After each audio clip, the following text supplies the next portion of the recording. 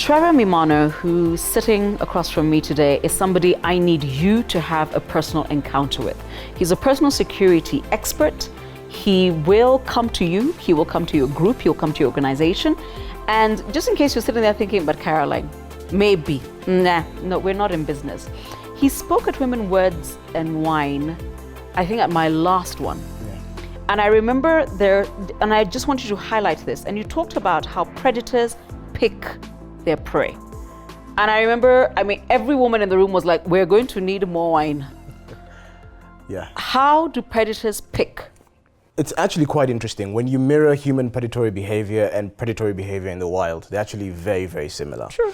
So predators will pick a woman who's number one, who's isolated. True. Who carries herself in a way that you know she's either not strong enough or not assertive enough or neck not down, aware enough, shoulders down, staring into her cell phone with her headphones in here, yes. Completely oblivious to what's going on in the world around her. Yes. In the wild, those are the animals that get killed off. Of course. In the urban jungle, those are the women who get picked. They get picked on. Right? Yes. So someone walking down the street will walk by 10 women, and out of those 10, 9 of them seem to know where they're going. Yes. They're paying attention. And she's got a walking pace. with purpose. Yes. And you can't stop her because she knows, she just has a look or feel about her that this will be difficult. Yes. They'll leave the 9 alone. They'll go for the one who's completely oblivious, who's doing Snapchat videos or taking selfies, who's completely isolated and not aware of what's going on. Exactly. That's who they pick.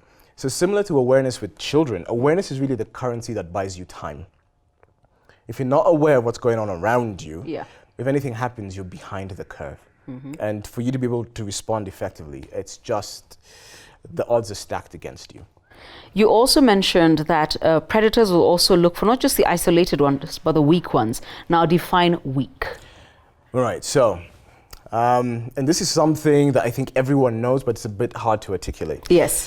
We know what strong people are like. When a strong person walks into the room, a man or woman, we know it when we see it. Yes. We know it by their gait, we know it by their carriage, we know that there's something about this person that is just some strength. Yes. And we also know similarly, when someone walks into a room and this one I can push over. That's a lightweight. This one, this is just a certain way I can get it. So women who are defiant and who are assertive carry themselves very differently from women who are submissive. Yes. And demure, as it were. Yes. Those are the women that they just read your body language. They can see you when you're coming down the street. You shuffle your feet. You shuffle your feet, you're looking down, you're not looking up at what's going on around you. And even as you're moving through a crowd, you're letting people push you around. Those are the kind of markers that criminals will look for. Yes. And again, if you're not paying attention, if someone approaches you, by the time you figure it out, it's too late. So you always want to find what we call pre-incident indicators, the pins. Yes. Before an assault happens, there's always clues. Always. Always. Every single time. Yeah. If you're paying attention, if you're aware, you'll start to pick out, that doesn't seem quite right. Why are those 3 guys crossing the street ahead of me? I just heard someone walking behind me, but it's in a basement in the middle of the dark. Yes. I'm the only car on this floor.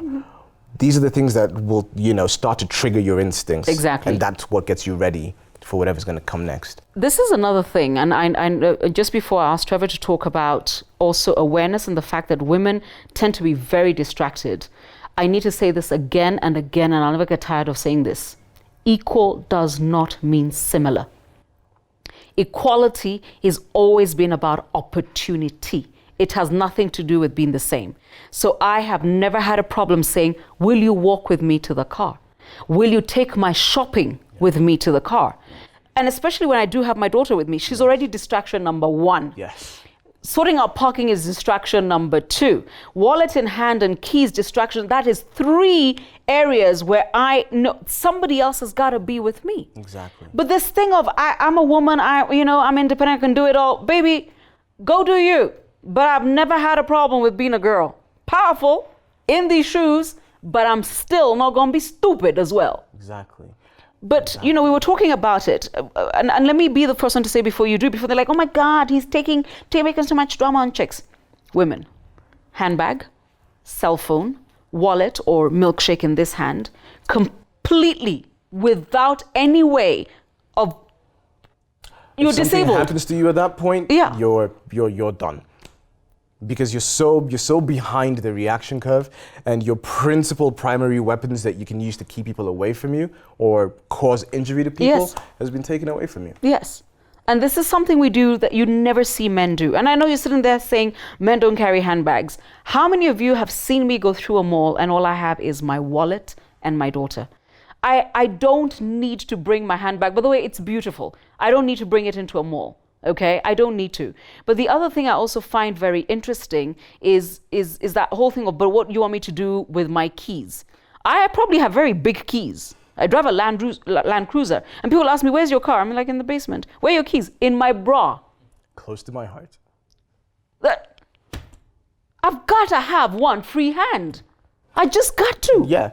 And, you know, for keys, I actually make the exception on that one. Because we don't have pockets like you guys. Yeah, and keys are actually quite useful if you're going to use them as an improvised weapon. As a weapon. Right?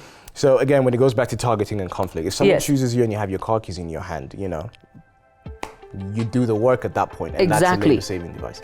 So it's the one exception I would make, I think. Exactly. You can keep your keys in your hand, but only as a strategic reserve, not because you just want stuff in your hand.